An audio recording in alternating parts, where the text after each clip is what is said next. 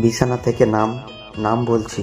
এই বলে তোরা চকলেট, আইসক্রিমের বক্স আর চিপসের প্যাকেট সব ছুঁড়ে ফেলে দিল বাইরে। তারপর কুষাণকেও টেনে রুম থেকে বের করে দিল। কি হয়েছে কি? এই তোরা পাগল হয়ে গেলে নাকি? তোরা কুষাণের প্রশ্নের কোনো উত্তর দিল না। সে কুষাণকে বাইরে রেখে তাড়াতাড়ি করে ঘরের দরজা লাগিয়ে দিয়ে শুয়ে পড়ল।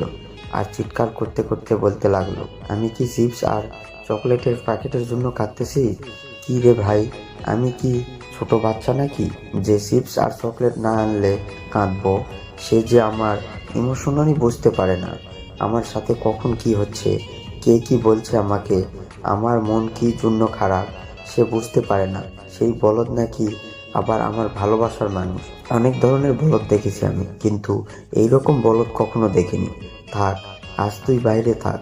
সারা রাত মশার কামড় খাওয়ার পর যদি একটু বুদ্ধি হয়, মশারাও তোর থেকে অনেক বুদ্ধিমান। এদিকে কুষাণ বারবার দরজা ধাক্কাতে লাগলো আর তোরা তোরা বলে ডাকতে লাগলো। তোরা যেন আজ কুষাণের কথা শুনতেই পারছে না। সে চুপচাপ বেডে শুয়ে থাকলো। হঠাৎ কুষাণ ইরার রুমের দরজা খোলার শব্দ শুনতে পেল। তখন কুষাণ তাড়াতাড়ি করে চকলেটের বক্স, আইসক্রিমের বক্স আর চিপসের প্যাকেটগুলো কুড়িয়ে নিয়ে তাড়াতাড়ি সুমনের ঘরের দিকে চলে গেল। কারণ সুমন দরজা খোলা রেখেই ঘুমায়। ইরা এই রাতের বেলা পানি খাওয়ার জন্য উঠেছে। যখন সে দেখলো বোতলে পানি নেই, সেই জন্য বাইরে এসেছে পানি নেওয়ার জন্য। ইরা দেখতে পেল না কুষাণকে।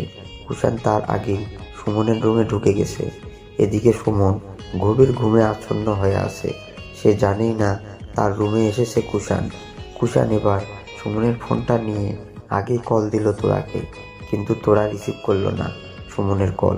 তখন কুষাণ আবার কল দিল, তোরা এবার রিসিভ করলো। তোরা হ্যালো বলতেই কুষাণ বলল, আমার অপরাধ কি? তোরা সব কিছু ছুঁড়ে ফেলে দিলে এইভাবে, আর আমাকে এইভাবে কেন রুম থেকে বের করে দিলে?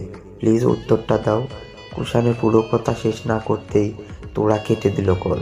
কুষাণ তখন আবার কল দিল। এবার তোরা বিরক্ত হয়ে সুমনের নাম্বারটাই ব্লক করে দিল। কুষাণ এবার একদম অস্থির হয়ে গেল, কারণ সে বুঝতে পারছে না তোরার রাগের কারণটা কি। কুষাণ রুমের মধ্যে অনবরত পায়চারি করতে লাগলো। সে আর কোনো উপায় খুঁজে পাচ্ছে না। কুষাণ তখন সিদ্ধান্ত নিল, আবার সে তার রুমের সামনে যাবে আর আবার ডাকবে তোরাকে। যেই ভাবা সেই কাজ। কুষাণ চুপি চুপি সুমনের রুম থেকে বের হওয়ার আগেই চারপাশ দেখে নিল ভালো করে। যখন সে কাউকে দেখতে পেল না, তখন এক দৌড়ে চলে গেল তার রুমের সামনে আর আবার তোরা তোরা বলে ডাকতে লাগলো। তোরা যখন দরজা খুলে দিচ্ছিল না, তখন কুষাণ মিনতি করে বলল, তোরা প্লিজ খুলে দাও দরজাটা। বিশ্বাস করো, আমি কোনো কথা বলবো না তোমার সাথে, জিজ্ঞেসও করবো না কেন এইভাবে সব কিছু ছুঁড়ে ফেলে দিলে। আমি শুধু চুপচাপ গিয়ে শুয়ে পড়বো। কিন্তু তোরা কোনো সাড়া শব্দ নেই। তোরা তোরা এই তুমি আবার ঘুমিয়ে পড়েছো নাকি? আমি কি আজ বাইরে ঘুমাবো? প্লিজ খুলে দাও দরজাটা। কামিনী ঘুমের ঘরেই জারিফ চৌধুরীকে বলল, এই দেখো তো একটু, কুষাণ ডাকছে নাকি আমাকে।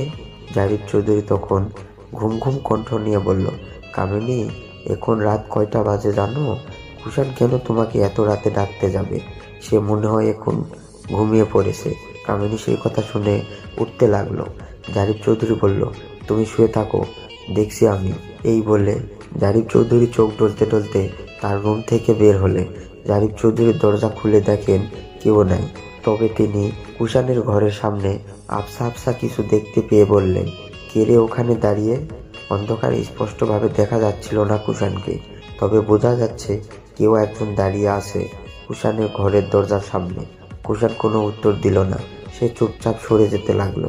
এদিকে জারিফ চৌধুরী অন্ধকারে কিছুই দেখতে পারছে না দেখে লাইটটা অন করলো, কিন্তু ভুলক্রমে তিনি বারান্দার লাইট জ্বালিয়েছে।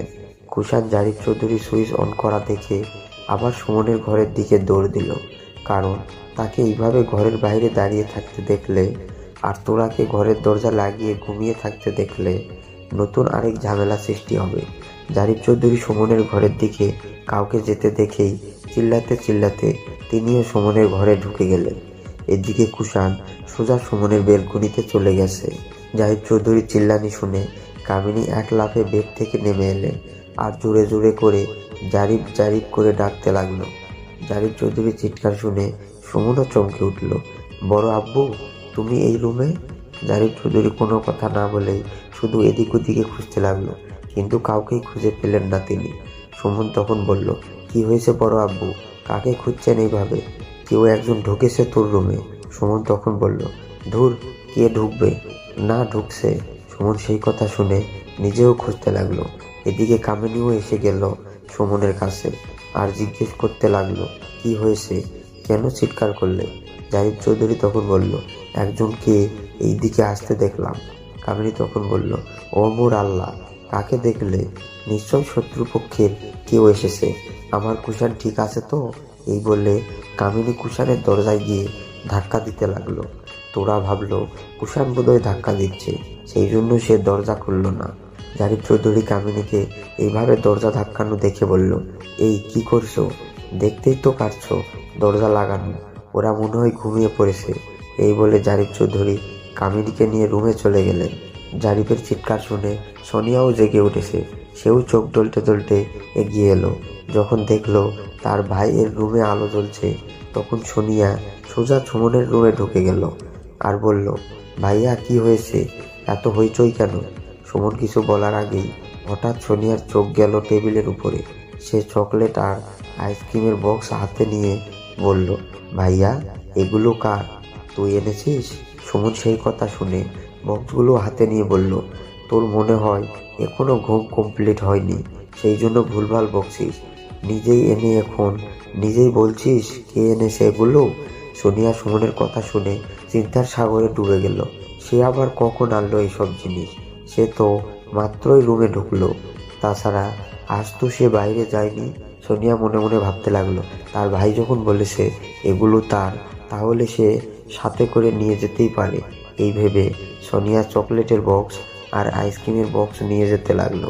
এই দাঁড়া দাঁড়া, তুই কখন আনলি এইসব? তুই তো আজ কলেজেই যাসনি। রাখ, অন্য মানুষের জিনিস এইভাবে নিয়ে যেতে লজ্জা লাগে না? সোনিয়া সেই কথা শুনে রাগ করে চকলেট আর আইসক্রিমের বক্স রেখে দিয়ে বলল, তুই তো বললি এগুলো নাকি আমি নিয়ে এসেছি। যা ভাগ এখান থেকে, জীবনে 10 টাকা খরচ করিস নাই, আর তুই আনবি এইসব জিনিস? সোনিয়া তখন বলল, যেই আনুক, এগুলো এখন আমার। এই বলে সে চকলেট আর আইসক্রিমের বক্সটা নিয়ে দৌড় দিল। আইসক্রিম আর চকলেটগুলো একদম গলে যাওয়ায় সোনিয়া সেগুলো ফ্রিজে রেখে নিজের রুমে গিয়ে শুয়ে পড়ল। হঠাৎ জারিফ চৌধুরী আবার আসলো সুমনের রুমে, কারণ তিনিও যে নিজের চোখে দেখছেন কাউকে ঢুকতে। জারিফ চৌধুরী আবারও ভালো করে দেখতে লাগলো চারপাশ। তিনি যখন বেলকনির দিকে যেতে লাগলো, তখন হঠাৎ করে সুমন বলল, বড় আব্বু, তুমি কি চকলেট আর আইসক্রিমের বক্স এনেছিলে? জারিফ চৌধুরী সুমনের কথা শুনে ঘুরে তাকালো আর বলল, না তো, কিসের চকলেটের বক্স আর কিসের আইসক্রিমের বক্স? টেবিলের উপর কে যেন রেখে গেছে। জারিফ চৌধুরী সেই কথা শুনে বলল, তুই মনে হয় এনেছিস, আর কি আনতে যাবে?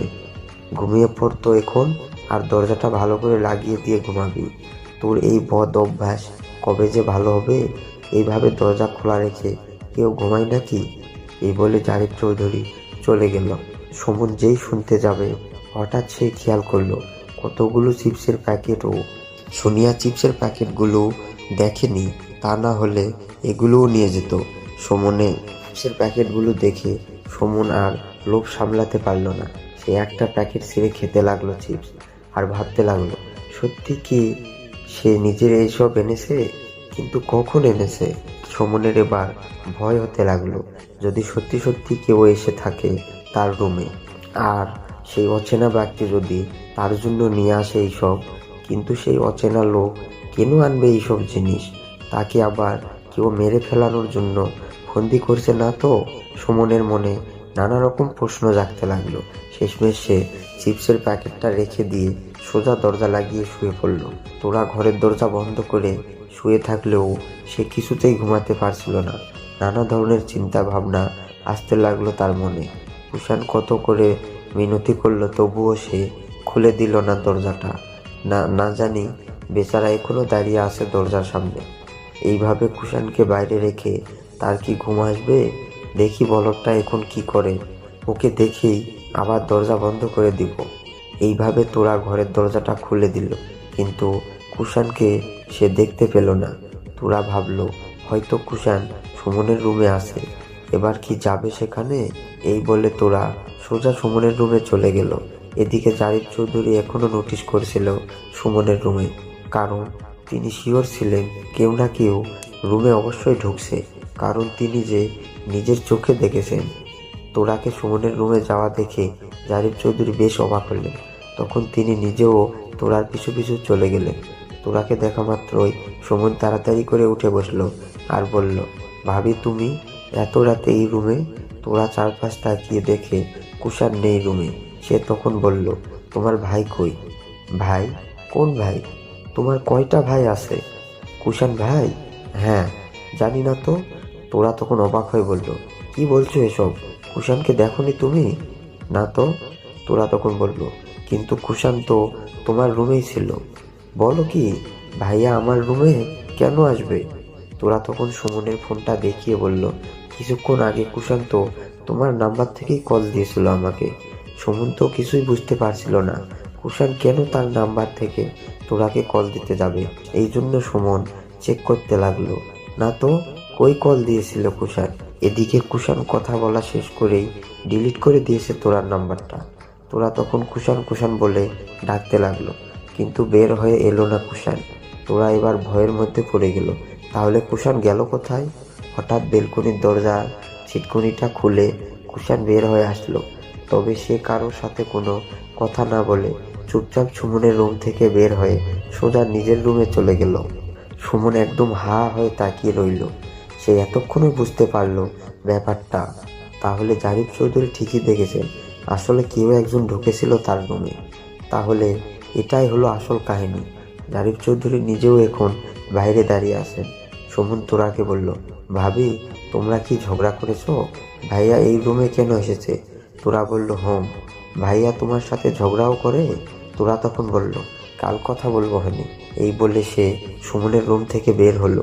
হঠাৎ জারিফ চৌধুরী ডাক দিল, মা তোরা। জারিফ চৌধুরীর কণ্ঠ শুনে তোরা একদম চমকে উঠল। সে ভয়ে ভয়ে পিছনে ফিরে তাকালো, কারণ এত রাতে তাকে সুমনের রুমে দেখে জারিফ চৌধুরী বুঝি কি ভাববেন কে জানে। জারিফ চৌধুরী কিছু জিজ্ঞেস করার আগেই তোরা নিজেই গড়গড় করে বলল, আসলে আব্বু, কুষাণ এতক্ষণ সুমনের রুমে ছিল, সেই জন্য তাকে ডাকতে এসেছিলাম আমি। জারিফ সাহেব নিজেও কুষাণকে বের হতে দেখেছেন সুমনের রুম থেকে, সেই জন্য তিনি সন্দেহ করলেন না তোরাকে। তবে তিনি তোরার কথা শুনে বললেন, কুষাণ কি নিজের ইচ্ছাতেই সুমনের রুমে ছিল, না তুমি তাকে ঘরে উঠতে দাওনি দেখে সুমনের রুমে গিয়েছে? না মানে আব্বু, ও আসলে। তোরা বলতে লেগে আর বলল না। জারিফ চৌধুরী তখন বলল, স্বামী স্ত্রীর মধ্যে ঝগড়াঝাটি হবে, মারামারি হবে, মান অভিমান হবে, আবার ভালোবাসাবাসিও হবে। তাই বলে স্বামীকে তুমি ঘরে উঠতে দিবে না? এটা কি ধরনের অসভ্যতা তোরা? কুষাণের সাথে এইরকম আচরণ করতে করতে একদিন দেখবে সে নিজেও পাল্টে গেছে। সেও তোমার সাথে এইরকম বাজে আচরণ করা শুরু করলে তখন কি হবে? না মানে? কিসের মানে? আর যদি কামিনী দেখতো এটা কি হতো বুঝতে পারছো? তোরা নিচমুখ হয়ে থাকলো। সে কোনো উত্তর দিল না। জারিফ চৌধুরী তখন বলল, আর কখনোই এরকম কাজ করবার না তুমি। কুষাণ কতটা ভয় পাইছে জানো তুমি? না জানি ভয়ে আজ ছেলেটা বোধহয় জ্বর এসে যায়। তোরা এবার কোনো কথা বলল না। জারিফ চৌধুরী তখন তোরার মাথা বুলিয়ে দিয়ে বলল, আমি জানি তোমার অনেক কষ্ট হচ্ছে এই বাড়িতে থাকতে। কামিনী আর ইরা মিরালিরা যেইভাবে তোমাকে অপমান করে কথা বলে, যে কোনো মেয়ের পক্ষেই এটা মেনে নেওয়া সম্ভব না। তবে কুষাণ কিন্তু তোমাকে অনেক বেশি ভালোবাসে। আমি আগেও বলেছি, ও একটু সহজ সরল মানুষ, এত প্যাঁচ সে বোঝে না। তাই বলি কি মা, ওকে অযথা কষ্ট দিও না। তোমার রাগ কামিনীর উপর, যা বলার ওকে বলো। তোমার রাগ ইরা মিরা লীলার উপর, প্রতিবাদ করার হলে ওদের সাথে করো, অযথা ওদের রাগ কুষাণের উপর দেখিও না। তোরা জারিফ চৌধুরীর কথা শুনে কাঁদতে লাগলো। তার আজ নিজেকে অনেক বেশি অসহায় লাগতেছে। সে এমন একটা পরিস্থিতির মধ্যে পড়ে গেছে যেখান থেকে সে নড়তেও পারতেছে না, সরতেও পারতেছে না, আবার লেগে থাকতেও পারতেছে না। ভীষণ কষ্ট হচ্ছে। তোরাকে এইভাবে কাঁদতে দেখে জারিফ চৌধুরী বলল, এইভাবে কেঁদো না তোরা। আজ তুমি যাদের জন্য কাঁদছো, একদিন তারাই তোমার কাছে কাঁদতে কাঁদতে ক্ষমা চাইবে।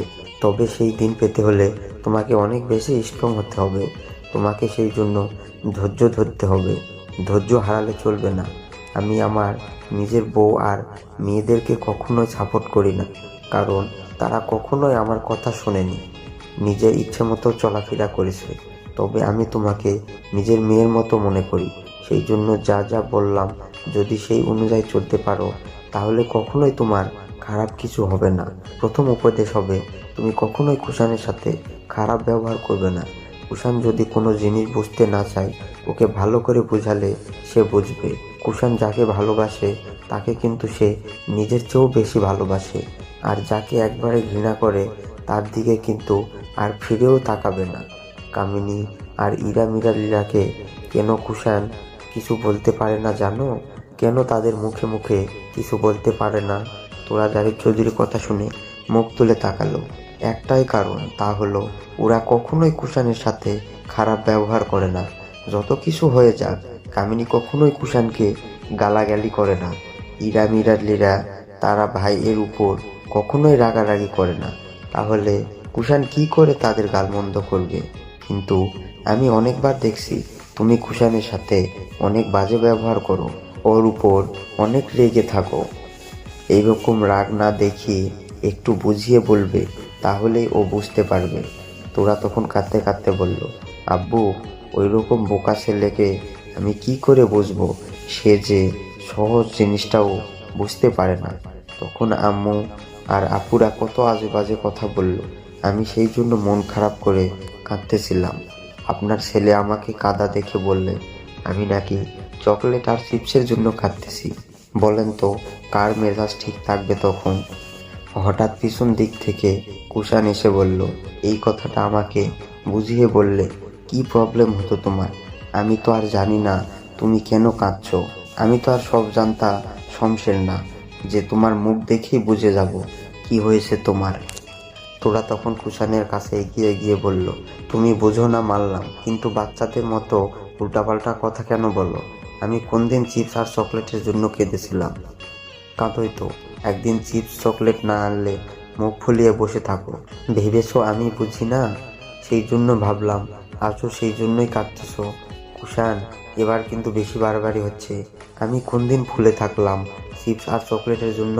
থাকোই তো, বাবার সামনে ভালো সাজছো এখন। ওরা তখন জারিফ চৌধুরীর কাছে গিয়ে বলল, আব্বু আপনি যে বলেছিলেন ধৈর্য ধরে থাকতে, আমি কি করে ধৈর্য ধরি? নিজের চোখেই দেখেন কিভাবে উল্টাপাল্টা কথা বলতেছে। আমি কিন্তু কখনোই এইসবের জন্য মন খারাপ করে বসে থাকতাম না। কুষাণ তখন বলল, আব্বু তুমি কার কথা বিশ্বাস করবে, আমার না তোরা? জারিফ চৌধুরী সেই কথা শুনে বলল, তুই মিথ্যা বলছিস আর তোরা সত্য কথা বলছে, যা এখন রুমে চলে যা। কুষাণ তখন বলল, আব্বু এটা তুমি বলতে পারলে? আমাকে মিথ্যেবাদী বানালে? আমি আর যাবই না রুমে, না গেলে না যাবে। আব্বু ওকে জোর করবেন না। এই বলে তোরা একা একা রুমে চলে গেল। জারিফ চৌধুরী তখন তোরাকে ডাক দিয়ে বলল, তোরা একাই যাচ্ছ কেন এইভাবে? কুষাণকেও নিয়ে যাও। তোরা জারিফ চৌধুরীর কথা শুনে থেমে গেল আর বলল, আব্বু ও কি ছোট বাচ্চা যে ওকে নিয়ে যেতে হবে? ও কি পায়ে হেঁটে আসতে পারে না নিজে? কুষাণ তখন জাহিদ চৌধুরীকে বলল, না আব্বু আমি আর যাব না ওই ঘরে, কারণ ও আমাকে ঘর থেকে বের করে দিয়েছে। আমি আর কখনোই যাব না ওই ঘরে। আগে এর বিচার করো, তারপর দেখা যাবে। এত রাতে বেশি ঝামেলা করিস না কুষাণ, কাল এর বিচার করে দেব। এখন রুমে চলে যা, তোর আম্মু কিন্তু জেগে আছে। এইভাবে এখানে দেখলে কি হবে বুঝতে পারছিস তো? তোকে তো কিছুই বলবে না, শুধু তোরাকে বকবে।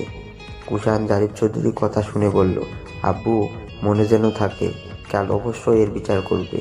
এই বলে কুষাণ ঘরে চলে গেল।